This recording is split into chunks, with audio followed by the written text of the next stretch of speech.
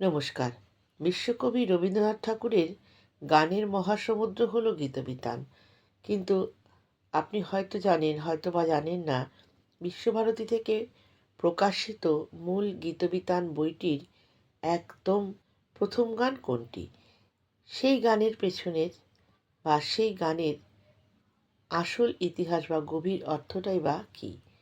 আমাদের আজকের ভিডিওতে আমরা আলোচনা করতে চলেছি গীতবিতানের সেই সর্বপ্রথম গানটির অজানা গল্প আর তার রাগ তালের সহজ ব্যাকরণ নিয়ে।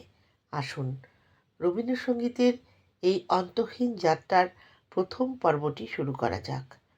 বিশ্বভারতী থেকে প্রকাশিত গীতবিতান গ্রন্থটি খুললেই পূজা পর্যায়ের একদম শুরুতে প্রথম যে গানটি আমাদের চোখে পড়ে তা হল কান্নাহাসির দোলদোলানো পৌষ ফাগুনের পালা। অনেকেই মনে করেন রবীন্দ্রসঙ্গীত মানেই শুধু শান্ত উপাসনা বা গভীর প্রার্থনা, কিন্তু কবিগুরু রবীন্দ্রনাথ ঠাকুরের এই বিশাল সংকলনটি শুরু করেছেন জীবনের এক পরম সত্যকে সামনে রেখে। আমাদের এই মহা মানব জীবন আসলে কান্না আর হাসির এক অদ্ভুত খেলা। কখনো সেখানে শীতের জীর্ণতা বা পৌষের কুয়াশা, আবার কখনো ফাল্গুনের নতুন রঙের উৎসব।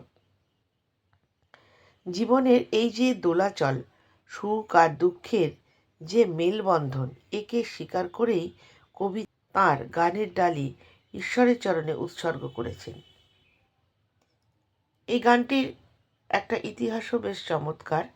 1324 বঙ্গাব্দের চৈত্র মাসে, অর্থাৎ 1918 খ্রিস্টাব্দের বসন্তকালে রবীন্দ্রনাথ এই গানটি রচনা করেছিলেন। গানের স্বরলিপি তৈরি করেছিলেন দীনেন্দ্রনাথ ঠাকুর। রবীন্দ্রনাথের এই গানের মূল ভাবটি হল জীবনের শত ত্রুটি বিচ্যুতি, শত অশান্তি থাকা সত্ত্বেও মানুষ সুরের টানে ঈশ্বরের কাছে ফিরে যেতে চায়। গানে তিনি বলেছেন, চরণতলে আসনও মেলে দিনু তোমার ঘরে। অর্থাৎ জীবনের সমস্ত ঝড় ঝাপটা পেরিয়ে শেষ আশ্রয় কিন্তু এই পরমেশ্বরের চরণেই। এবার আসা যাক এই গানের ভেতরের সাঙ্গীতিক ব্যাকরণে। রবীন্দ্রসঙ্গীতের গভীরতা লুকিয়ে থাকে তার রাগ ও তালের সুনিপুণ ব্যবহারে। এই গানটি মূলত বাঁধা পড়েছে ধ্রুপদী রাগ, কালাংরা এবং বাংলার মাটির নিজস্ব সুর বাউলাঙ্গ বা বাউলের মিশ্রণে।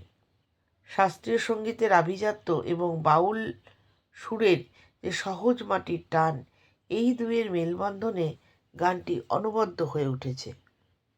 আর ছন্দের ক্ষেত্রে এখানে ব্যবহার করা হয়েছে অত্যন্ত চঞ্চল ও গতিশীল 6 মাত্রার দাদরা তাল। বাউলাঙ্গ সুরের আকুলতা এবং দাদরা তালের এই দোলা সব মিলিয়ে গানটি আমাদের মনে করিয়ে দেয়, জীবন যেমনই হোক তাকে সুরের ছন্দে ঈশ্বরের কাছে সঁপে দেওয়াই হলো পরম শান্তি। বিশ্বভারতী সংস্করণের এই প্রথম গানটির বিশ্লেষণ আপনার কেমন লাগলো কমেন্ট করে অবশ্যই জানাবেন।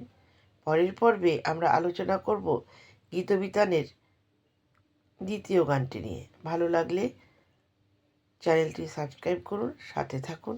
ধন্যবাদ।